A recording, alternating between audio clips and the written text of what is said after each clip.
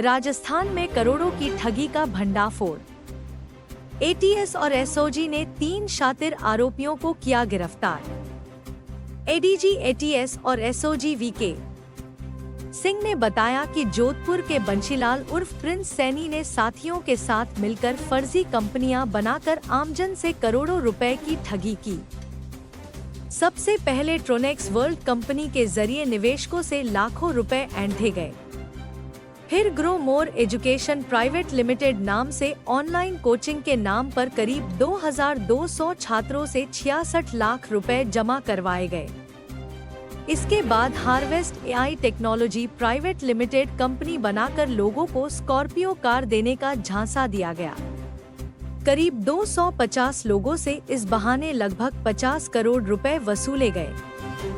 इतना ही नहीं, social media पर झूठा प्रचार कर लोगों को 20 गुना मुनाफा और टोकन स्कीम का लालच देकर 2 से 3 करोड़ रुपए और ऐंठ लिए।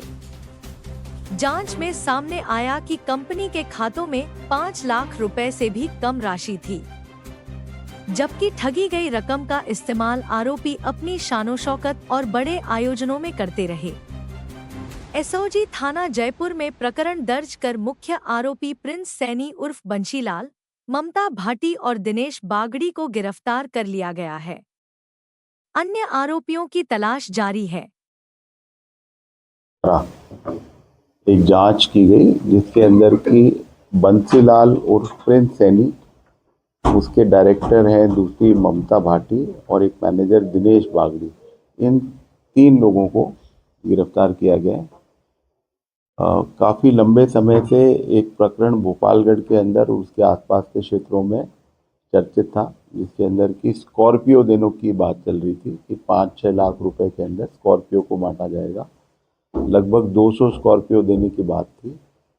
और आश्चर्य की बात है कि इस तरह की चर्चा में जो वीडियोस देखने आए सामने एसडीओ के सामने, उनमें 30-30 हज़ार व्यूअर्स ने उन वीडियोस को देख रखा था और उस पूरे क्षेत्र में काफ़ी एक तरह से एक डिबेट चल रही थी कि ये ठगी कर रहा है या नहीं कर रहा है, और दूसरी तरफ से दावे हो रहे थे कि ये गाड़ियाँ बांटेगा। जबकि ये बहुत साधारण तरीके से समझा जा सकता था कि कोई डिपॉजिट्स नहीं ले सकता। जो बड्स एक्ट है उसके अंदर किसी भी प्रकार की कोई भी डिपॉजिट लेना, एक पर्टिकुलर लिस्ट है, उसी के जो लोग हैं वही लोग डिपॉजिट्स ले सकते हैं, बाकी कोई भी व्यक्ति डिपॉजिट्स नहीं ले सकता। तो इस simple case of buds act था।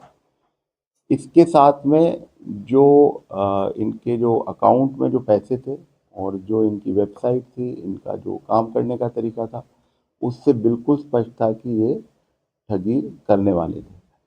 तो जब एसओजी की जांच हुई तो उसमें स्पष्ट था कि प्रिंस सैनी नाम का व्यक्ति जो है वो आम लोगों को ठग रहा है, और इस जांच के पश्चात एसओजी में मुकदमा दर्ज करके इनको गिरफ्तार किया गया है।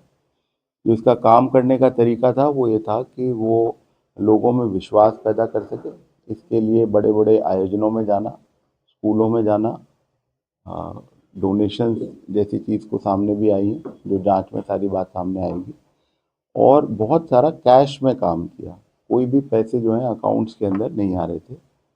और जो लास्ट में अलार्मिंग चीज़ थी वो ये थी कि करीब 2360 रुपये की एक स्कीम चला दी, जिसके अंदर की एक सो कॉल्ड सोशल मीडिया के सर्विसेज का नाम दिया, जबकि वो ना तो वेबसाइट बनी हुई है, ना ऐप बनी हुई है, ना उसका कोई बेस है, और उसके पीछे कोई लॉटरी देना और क्रिप्टो के अंदर देना, टोटल ठगी का कार्यक्रम चल रहा था। और आरंभिक पूछताछ में ये बात आई है कि इसका इरादा था कि कम से कम 30 लाख लोगों तक ये पहुँचे और ठगी के बड़े अमाउंट को ये प्लान कर रहा था। बट एसओजी ने इसका जो अपराध का तरीका था उसका पटाक्षेप करते हुए अब गिरफ्तार किया है।